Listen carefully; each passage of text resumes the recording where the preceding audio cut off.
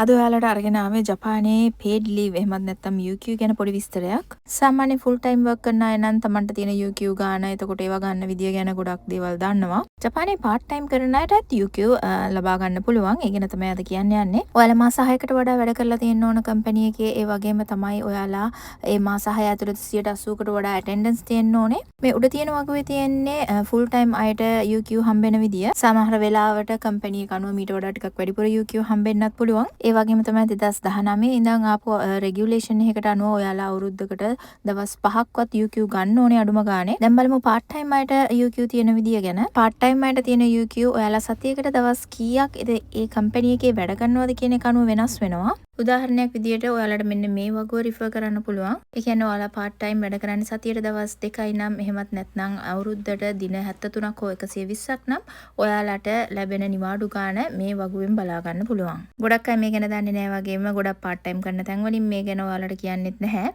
ඔයාලට පුළුවන් මේ ගැන සුහදව අහලා බලන්න. දැනට part time work කරන මේ වගේ UQ අනන්තින අය ඉන්නවා නම් කමෙන්ට් එකක් දාන්න හැමෝටම දැන